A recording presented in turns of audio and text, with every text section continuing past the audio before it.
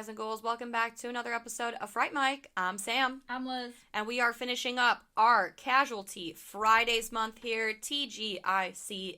It is officially the end of the month, end of the week. And we are coming at you with our final select for this month. It might not make sense to you, but it makes sense to us, and that's really all that matters. That's all that matters. Exactly. I'm the boss here, not you. This is my company, not yours. And I'm the manager here, exactly. And I don't know anything that's going on. I am the manager here, and we are talking about 2009's Saw 6. So, Saw 6. That's right. The second Saw movie that we're doing on our podcast. We've only done the first one so far. So, but it was weird. I know I mentioned this before when we were talking, I think it was when we did our first Saw movie, where I said something like that I had dropped off on the Saw movies at some point. So, I don't even think I saw Saw 6. So when you pitched it for like our office-themed horror month, I was like, why though? So yeah. I was equally as confused as I'm sure all of you are. But it does make sense. No, it does make sense. Makes sense. Having seen it now. Did you see? I know you saw 1.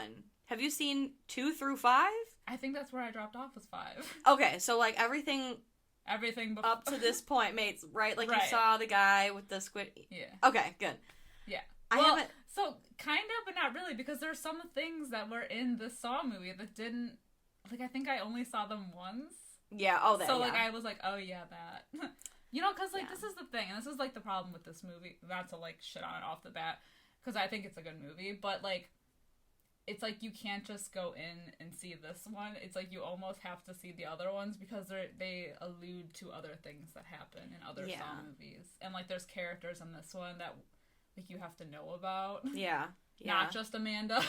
I did think about that watching it, because I'm like, oh, yeah, he's framing that guy. Why, though? Sure. And then, like, oh, I thought she was dead. Right. No, that was his partner. Wait, no, that's the other guy's partner. The guy that was mangled in the first half of this movie. Yeah. Right. Oh, and then Jill. That's right, Jill. Jigsaw's ex-wife. Like, it's just, like, a lot of, like, right. A lot of history. Yeah. At least in the beginning of this one, they kind of do like previously on Saw 5. Yes, exactly. Like they kind of do that in a way, and then but there's like some people in this one who I'm like, who are you again?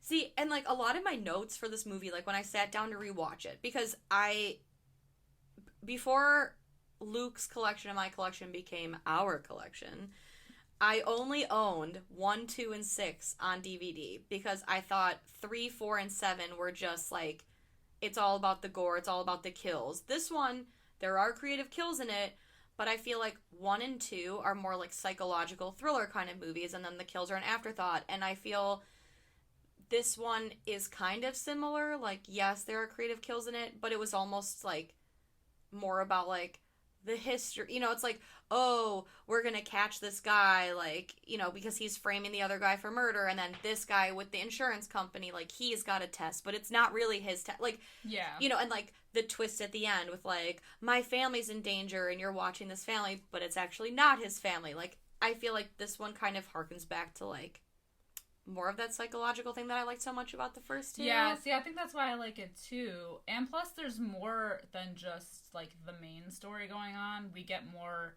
like, Jigsaw backstory. Exactly. And, like, that was the whole reason I even started talking about this. Like, when I started taking notes for this, because there's a lot of stuff, like you said, previously on Saw, the soap opera,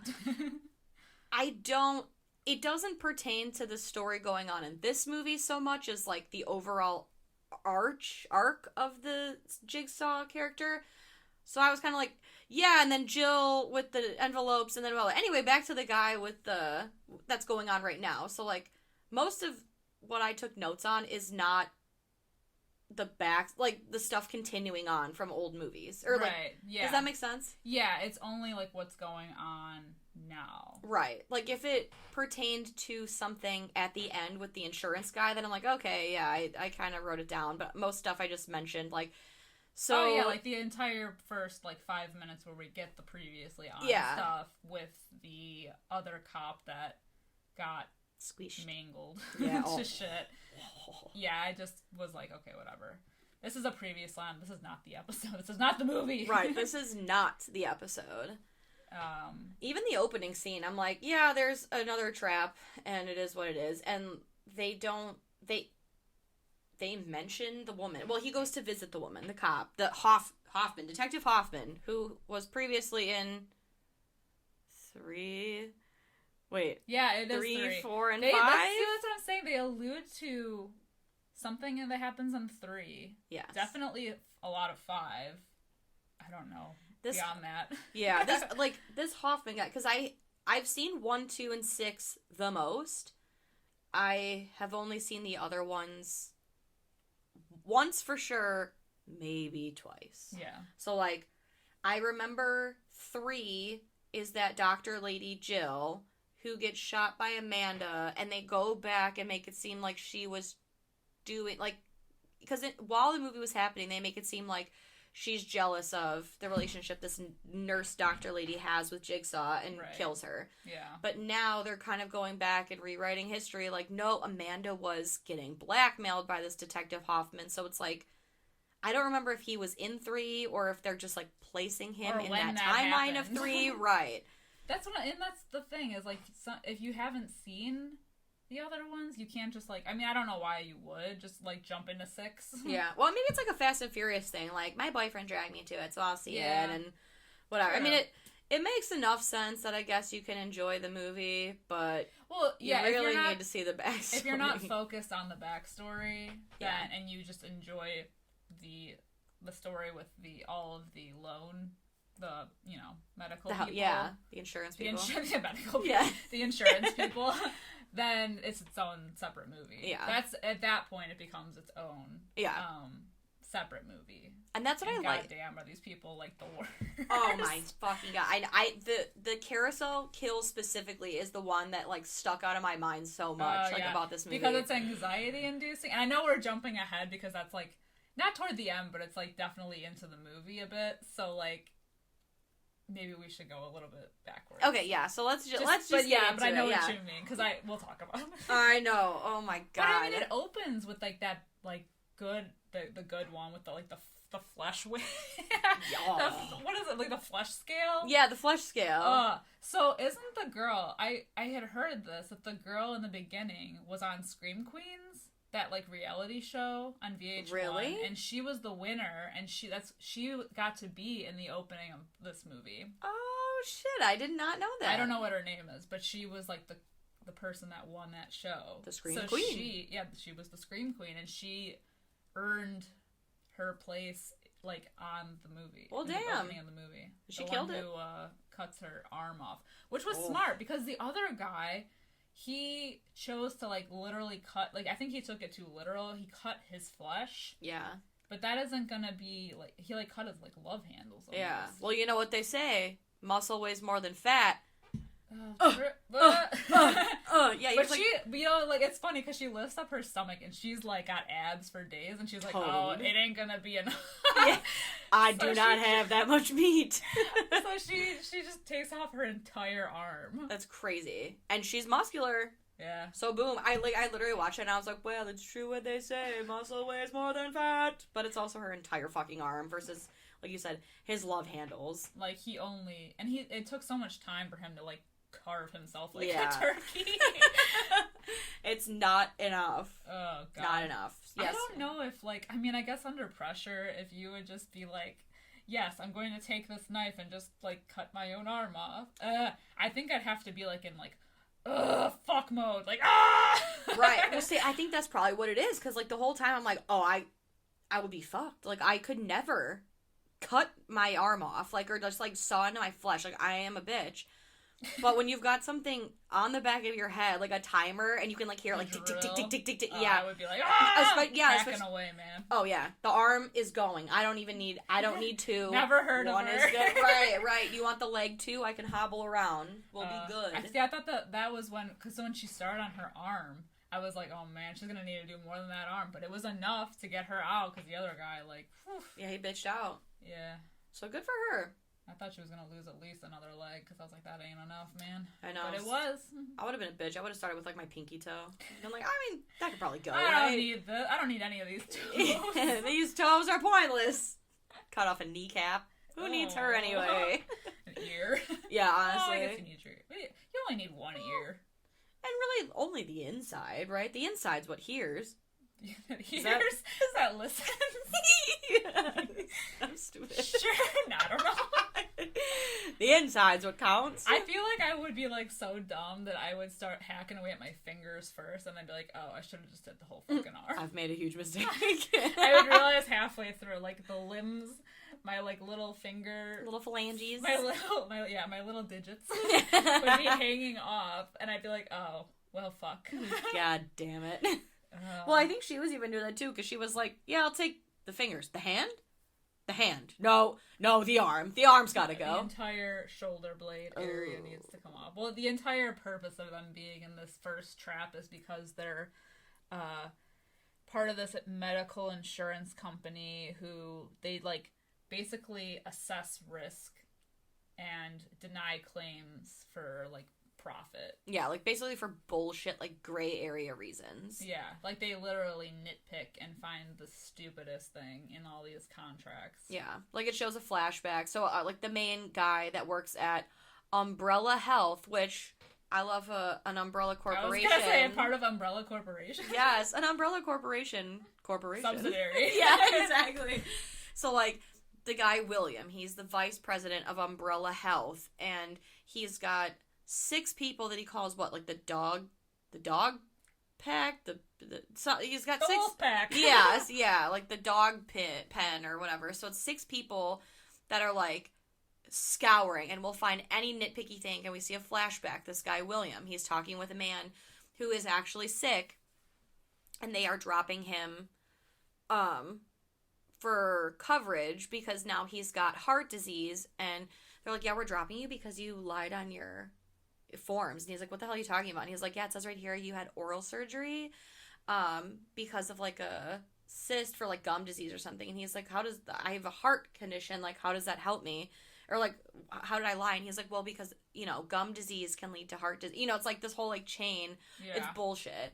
And he's like, wow, you just killed me. You just handed me a death sentence. And, you know, it just seems like this kind of like one-off example. But that's what they do. They find, like, any bullshit. Like, if your T's aren't crossed, if your I's aren't dotted, you are effed. Yeah, but it's funny that this came out in 2009, and, like, these problems still exist now. Absolutely. Like, it's so telling.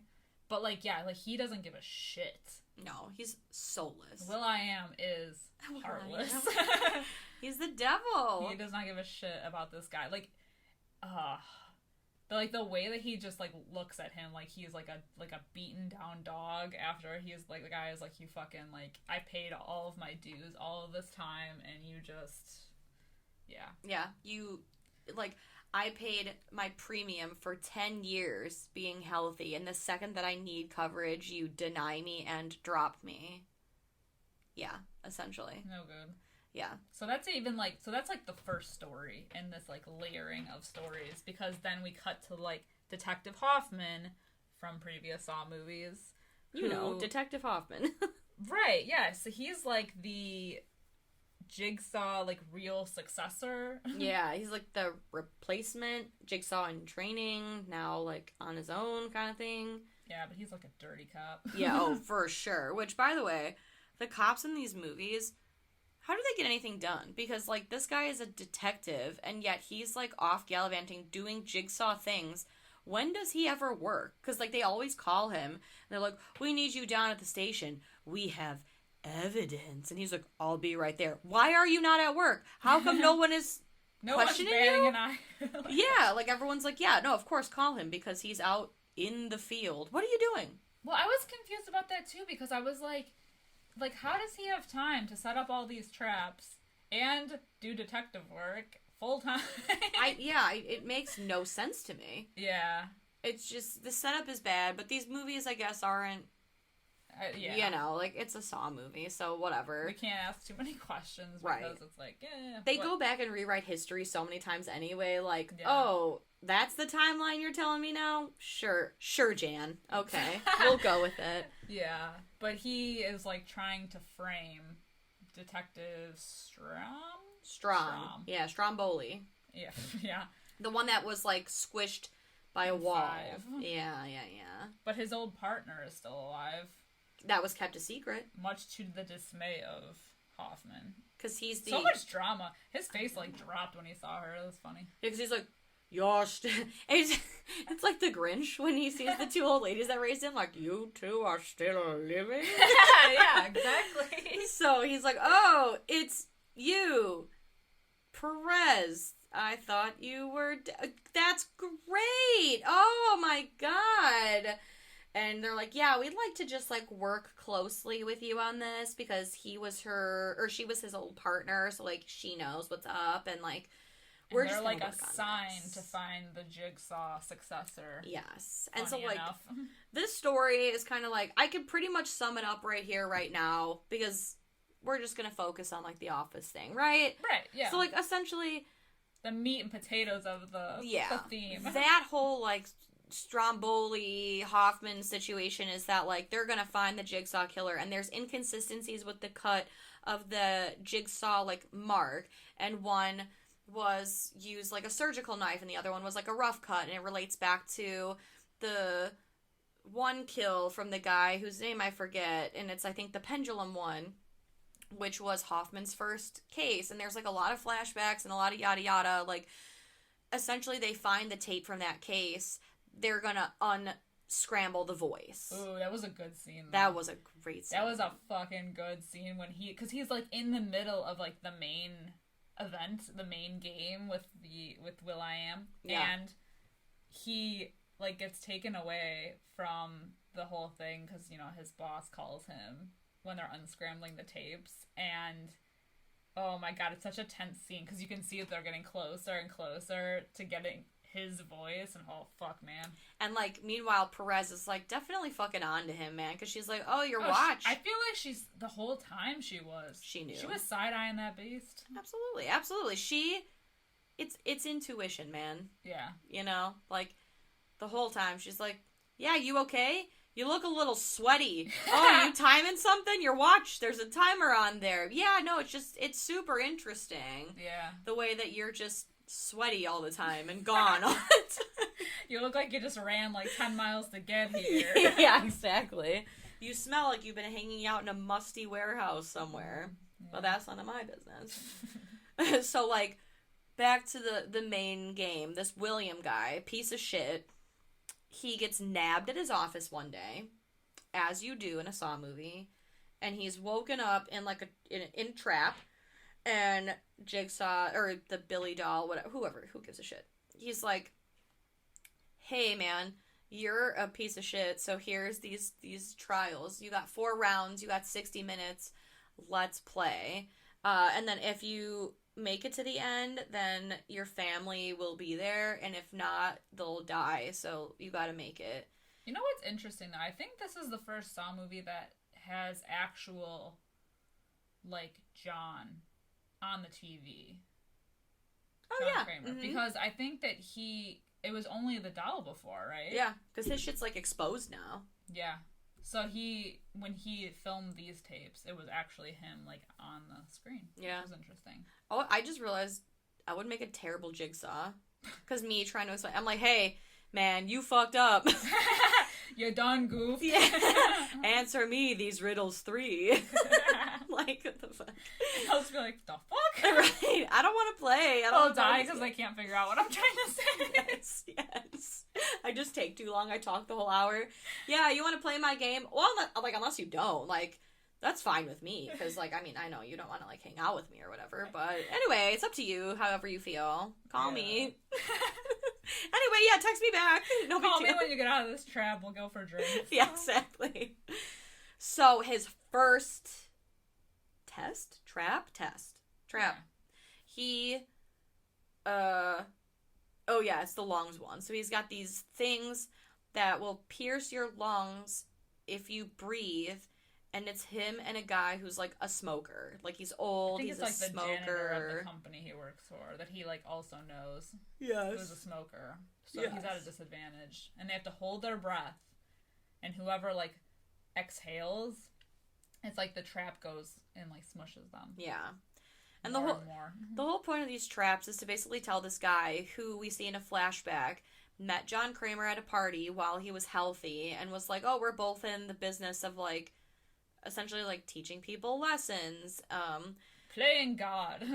Yeah, so John's like, oh, with your insurance, like, you essentially choose who lives or dies, because William's like, yeah, we review claims, and anything that's kind of bullshit, like, we deny the claim. Like, the formula is very simple. It's basically, like, probability of sickness over lifespan divided by blah, blah, blah, you know, just some bullshit math. And, like, if their stats are in the positive, then, like, yeah, we'll give them coverage. But if not, too bad. And so John Kramer's like, yeah, interesting guy. Yeah. So now he's being taught a lesson, like, because essentially you're just weighing some bullshit options, and he says you're not taking into account their ability to, or, like, their, like, will to live. The will to live, yeah. Because when faced with death, you don't know what you're capable of until you're there. Right. But he knows. Exactly. He's, like, the expert on it now. Absolutely. He wrote the book. 6 movies in. Yeah. He wrote the book. The Book of Saw. The Book of Saw. Spiral from the Book of Saw. Absolutely. The entire time I was watching this movie, I was thinking of Spiral, and just, like, how much I miss Tobin Bell's voice. Like, I know! Because I don't know if you've seen Spiral, but, like, it's very, like, it's not the same. Like, you go from, like, hello, I want to play a game, to, like, some guy, like, hello, your order is ready at the window. Like, that's not, that's... Hashtag not my jigsaw. Yeah, hashtag not my jigsaw. There were parts of Spiral that I liked, though. Yeah. Like, overall, it was okay. Like, I, had a good time. But, yeah, it definitely missed the mark on the voice. Yeah. Yeah, I would much, like... Hello, I want to play a game. It was like a preteen jigsaw. Yeah. Like, his voice hadn't dropped yet. For years and years, I've been watching you throw your life away, John. Would you ever go to college and listen to your mother? You have 60 years to figure it out before I die. That would be more terrifying. Yeah. Oh, like, this is your mother speaking. This is your mother. You didn't do the dishes, and now you're in the trap. I asked you to unthaw the chicken before you left, and you didn't. Now what am I going to eat for dinner, John? Now I'm going to beat you to death with a chicken. That's what it sounds like. Yeah. Ugh, awful. Anyway. Saw spinoff. I can see it already. Produced by Sam and Liz. What would we call it? Ooh. The jig is up. I don't know. Getting jiggy with it. Getting jiggy with it. Fuck. We're stupid. Anyway, Saw 6. A lot is happening. So, anyway, at the end of it, the janitor dies, of course, because he just completely fucking gives up. Naturally. Sad. We move on to test number 2. We've got... I just want to say how coordinated this whole thing is in this warehouse. Because, like, it's, like, so perfectly timed that after the trap goes off and kills the janitor, that, like, a light appears, like, with the arrow, and also a light that has the key dangling. And I'm like, it's all, like, a light show in here. It's just so, like, it's like an escape room. It's very Vegas. Yeah. Yeah. Like if Vegas did an escape room. I just want to see, like, a movie of somebody setting up these traps. I would pay a lot of money, like... Like, I want a behind the scenes of Jigsaw setting up the traps. And that puts a lot of faith in this person. Like, what if William couldn't hold his breath? Then would everyone else just die? Be stuck? That's true. Like, what if he only... what if he died in the first one? Yeah, like, what if he couldn't hold his breath? And then, like, okay, so the next round... is his old lady secretary, who is old, so she doesn't have much life to live, but she has a loving family. Who would miss her? Who would miss her versus a loner, younger guy, who I don't remember what he does in the office. It is irrelevant. It does not matter. He does die. Yeah, he chooses him. Yeah, but essentially he's got to, like, pull on these things, and this timer... moves the people closer and closer to, like, the ledge of this box, and he has to let go of one to save the other, and the other will get hanged. So he goes against his formula because even though his secretary is older, he chooses her to live. Yeah. So, like, if he didn't make it past the first round, then, like, what happens to both of them? Or, like, if he... I guess that's the only one that he would have the option to die in, though, right? Well, I think he, like, set it off himself, I think. Didn't he, like, move the handle, and then from then on, his hands were on the handle, and it kept stretching out. Oh, so if he hadn't touched it, I feel like he would have had more time. But that's true. I don't know what the hell he was doing. Yeah. But he's the one that kind of set it off, I think. That's true. And, like, in between all these traps, we're getting, like, literally, like, a million flashbacks. Yeah. Of everything. There's, like, so many different stories interwoven in this whole movie, that I'm hesitant to get into because it's just so much. Like, the detective thing is, like, a whole thing that we kind of already talked about. His whole meeting with John Kramer and their, like, relationship kind of coming into play, and then there's, like, the whole other thing of the woman and the son in the cell.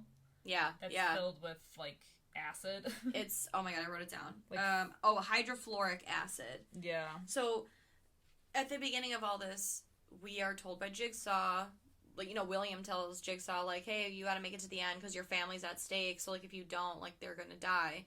And then we immediately cut, you know, it's the tricky editing of these movies, to, like, seemingly his wife and son. And they're like, what is this? And she says, we're in here because of your father. Okay, so your brain automatically, it's like 22 Jump Street, where you're given information, and that's the information that sticks, you know? So we're like, okay, this is his family, and we're in here because of your father. Okay, yeah, because he's a shitty person.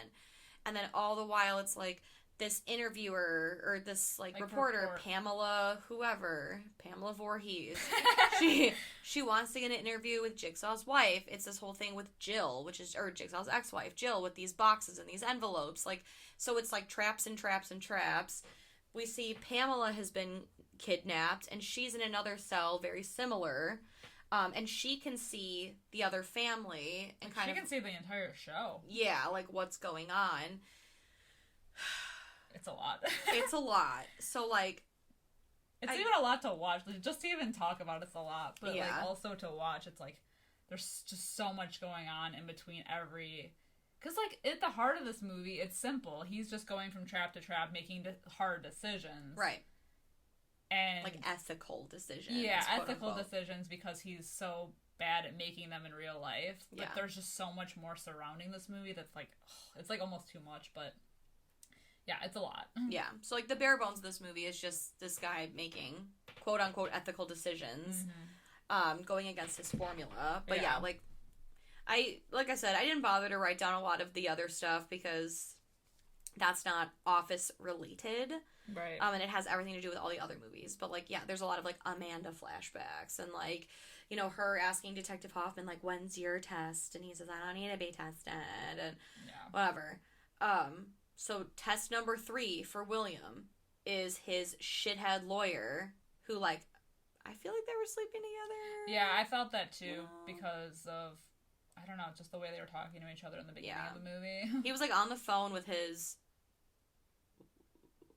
They make it seem like it's his wife. Yeah, because he said something about the birthday. Yeah, he's like, oh, I know it's your birthday, but, like, I'm gonna be wrapped up with legal all day, with his, like, sexy lawyer lady or whatever. So, okay.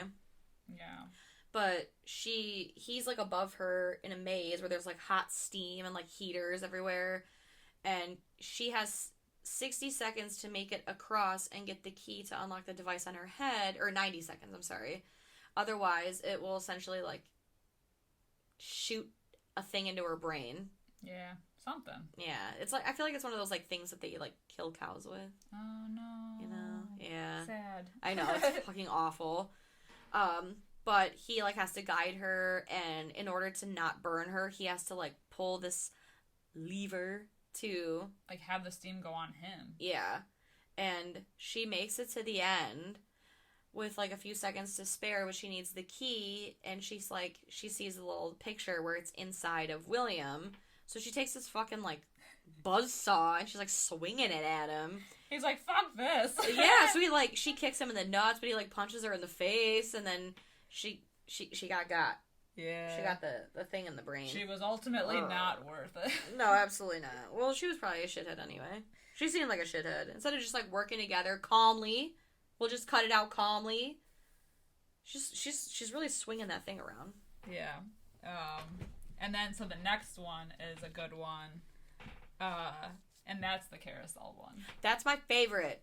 It's so brutal and scary and stressful. It's so stressful. Anything Russian roulette related is ugh. So basically, his 6 little cronies, the dog people, the bitches, yeah, the dogs. Yes, all of his people who fish through contracts after contracts, looking for those gray areas to fuck people over on their coverage. Well, now they're all strapped to a carousel, and with a shotgun. Oh God, right there. Oh God. And I don't even know. The instructions are every so often it's gonna the carousel's gonna stop, and William has to make the decision who lives or dies, and who is basically of greater importance to him.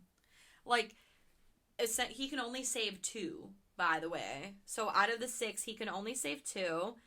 And he has to decide, and if he doesn't decide, because he has to hold these 2 buttons down, which will essentially drive a nail or something into his hand. Yeah.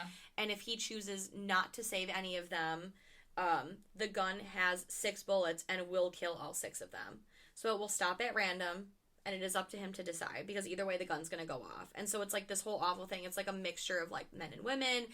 The one girl, she tries to pretend that she's pregnant to plead with him, because the one lady's like, I have young children, and he saves her. So then everyone's like, no, I My also parents are old. I have to take care of them. They're all barter. It's kind of sad though. They're bartering for their lives. Yeah. And then, it gets a little funny, because when they start accusing each other, he's a fucking liar. He's been stealing from you this whole time. Yeah. Given the opportunity, he would slit your throat to take your job. And she doesn't talk to her parents. She doesn't give a shit about them. I sit right next to you. Everybody fucking hates her anyway. Exactly. Yeah. So it's it's real fucking brutal. Yeah. But he ends up saving a girl and a guy, I think. Or no, 2 he saves girls. 2 women. Two women. Women. Two of the women yeah. from the office. But it's funny because he saves a woman, 2 women. So after he does, there's 1 man left, and he obviously his fate is sealed. So he's like, oh, so that's it, huh? Yeah, you look me in the eyes when you kill me. Oh, yeah. It's so fucking intense. Yeah. It's fucking awful though. It was a good one though. That is a good kill. A good trap. Yeah. But he makes it. William makes it all the way to the end with literally 1 second on the clock to spare. And this is when the twist happens. It's a twist. Because he drops down into his own cell. Exactly. And he, instead of turning to what we assume is his wife and son, he turns to the reporter Pamela, who is his sister. Ooh. And that's who he was blowing off for his birthday. She's like, you're not going to meet up with your sister on her birthday.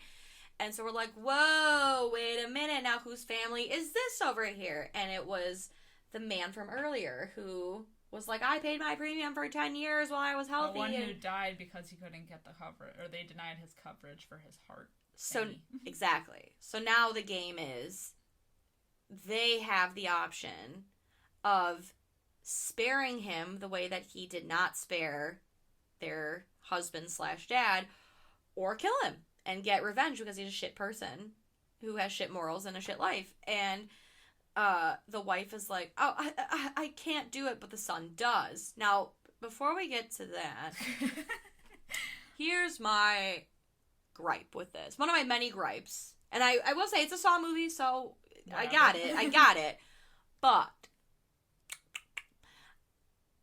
this guy has fucked over countless people. So many people. What is it about this man specifically that he's like, I'm gonna redeem this man's family? This man of all men is the one whose family should get the reprieve, or get the decision.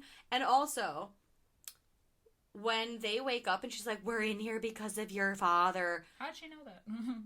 Why would that be the case, though?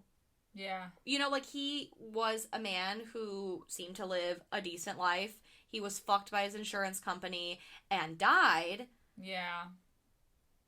Why would they just assume that they're in a trap because of their father? Or seemingly kidnapped. They didn't even know they were in a trap. They were just like, they wake up in a cell with, like, the lever, with the floor, whatever. Right. Like, yeah. That was, see, when she said that was kind of like a dumbass thing. Yeah, well, I feel like that was almost like a dumb thing to put in, like, the scripts. Well, it's all to, like, throw you off. Yeah, you know, but like, if you're, like, looking at it from just their angle, like, why, especially knowing the twist, it was, like, kind of weird to put in. It makes no goddamn sense. We're here because of your dad. Why? Who would have put you here? Yeah, like, who did The Undertaker? Yeah, was he, like, in with the mafia or some shit? Honestly, like, what, his fucking doctor was like, throw him on in there. Yeah, and as far as, like, why this family, I have no idea. Honestly, like, maybe it was because it was his most recent. Maybe. Like, but I guess we don't know. Right. But we have no idea, you know? I just, like, when I first, and I do still like this movie. Out of all the Saws, this is one of my favorites. But it still always gets me when I'm like, why him? Why them? Why? So many questions. Yeah. Like, of all the people you want, this is the guy that got fucked over the most? Like, how do you base that? Yeah. How do you pick? It is strange. Yeah. It was a strange choice. Yeah. But, yeah, so the mom, at least, so she gets pissed, but ultimately hesitates to, like, you know, kill him. Son has no fucking problem. He's just really angsty and, you know, it's like, fuck this guy. He's like 16, so, like, yeah. But he has no problem killing a dude. Nah, he's like, you killed my dad, you fucker! Yeah. And it's brutal. It is brutal as fuck. Yeah. He gets that hydrofluoric acid injected into him. Yeah. From the back. Mm-hmm. And he literally just, like, melts. Oh, God. And we see it from, like, Pamela's angle, who's behind him in another cell, and it's like you can see everything spill out. He just turns to goop. Yeah, he literally melts from the inside out. Ugh. Oh, it's fucking nasty. Oh, man. But they made the right decision. I mean, oh, God, I shouldn't say that. I guess I don't know what I would do. I'd like to think if I lost Luke, you know? Yeah. I'd probably kill him. Would you exact your revenge? Would you avenge him? No, see, and revenge is always a good thing, because, like, in that instance, I would be angry, because I do love Luke, and to think of a life without him is misery, but at the same time, does revenge make him come back? No. These are the questions. You know, these are the ethics and the morals. So I don't know. I don't know, and I hope I'm never in a situation to find out. Yeah. You know? But anyway, that's the movie. We go back to Hoffman and Jill, and she's like, you thought you were going to be untested. Yeah, so I don't even think we mentioned the fact that they're, like, in cahoots together. Yeah, oh yeah, well. For the whole thing. I mean, if you're listening to this episode, I'm sure you've seen I'm hoping you've seen them, and if not, it's all gonna sound confusing. It was kind of cool that she put the jaw splitter on him. Yes! Like an homage to the first. Amen. She puts that reverse bear trap. And he fucking gets out of it. Which looks painful. Oh, he looks like the Joker by the end of it. Yeah. He breaks his hands, essentially, or, like, fucks his hands up to get out of the chair that he's strapped to, and has this bear thing on his face. And before it goes off, he sticks the little jaw part in between two bars, so it, like, busts open a little bit, and he's able to, like, wiggle his fat little head out of there. But it still, like, rips his mouth. So, yeah, he looks like a combination of, like, the Joker and, like, the one bad guy from that Bond movie that I didn't see, but I saw the preview for. And the guy's face looked fucked up. Or did I see it? You know what? Who cares? Yeah, the Joker. We'll go with the Joker. Javier Bardem in the Daniel Craig 007s. Oh. Didn't he have a fucked up face? I think so. Am I making that up? I don't know. I didn't see the newer ones. But yes, I understand what you're saying. Because I think I've seen a picture of him. Yeah. I get it. I get you. Yeah, he's rough looking. But anyway, that is Saw 6. Yeah. Yeah. funny enough, this is the lowest grossing Saw movie of them all. Is it really? I wonder why. I wonder if it was like by... I mean, I don't know. I haven't seen 5 in forever, but were people like giving up by 5 and then they were like, I don't want to see 6. Yeah. Maybe it was like... Because this guy, what's his name? Hoffman. His face bothers me. Yeah. It's like... It's kind of like Aldi brand Sylvester Stallone. Oh my god, I was thinking that too. I think it's the lips. It is. It's the lips. It's the lips and the big neck. Yeah. The big fat neck. It's just, he's got a thick neck and big lips and almost like a hey. Yeah. Like I'm from New York kind of thing. Yeah. Or like he's Brooklyn. Like a tough guy, you know? Tough guy. Exactly. Tough guy. Exactly. He's no Italian stallion, I'll tell you that. But I don't even think we did ratings for this movie. Like, did we? Oh, we didn't do ratings. I don't think so. Well, okay, so despite being the lowest grossing of Saw movies, it did get a 6 out of 10 on IMDb. Snap. It got a 40% on Rotten Tomatoes. Okay, well, that's not terrible. It's a little below average. But, you know. Could have been worse. We have definitely reviewed much worse on here. It's the 6th in a franchise. Yeah. Usually these things don't go so well. That's true. So, with that being said, what would you rate Saw 6? I mean, it wasn't terrible. There's definitely worse Saw movies. There's definitely better Saw movies. I'll give it like a... I know. I went 2 out of 5.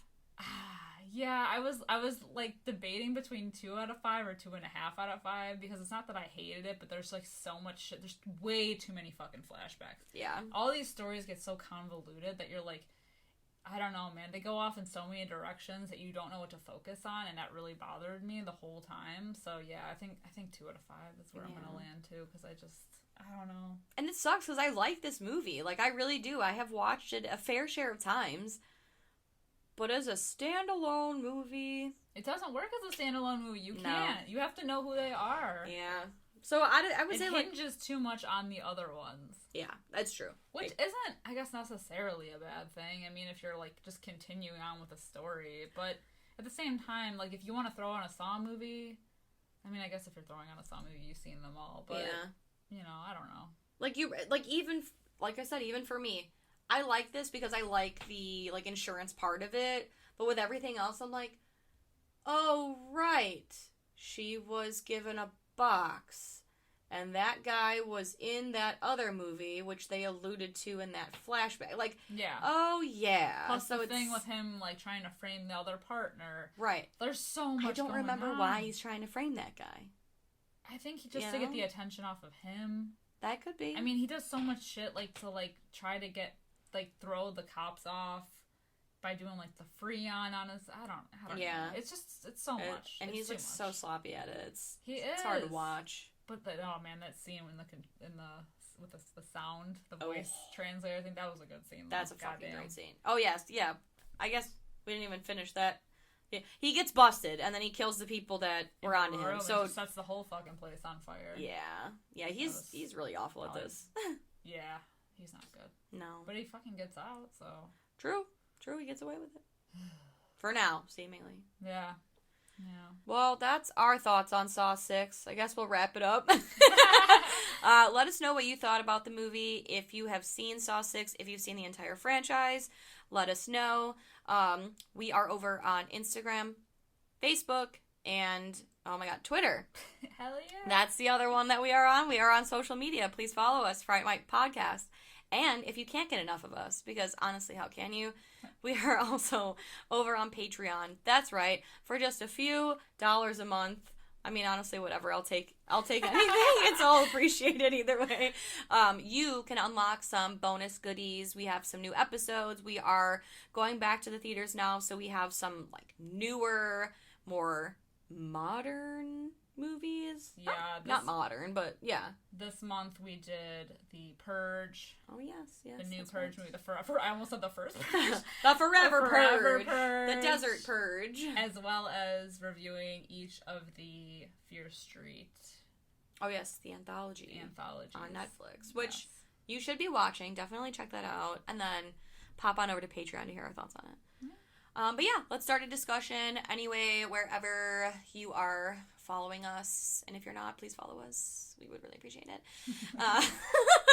Also, if you would just leave us a review wherever you can, 5 stars or more if possible. I would really appreciate that. 10 out of 5 stars, please.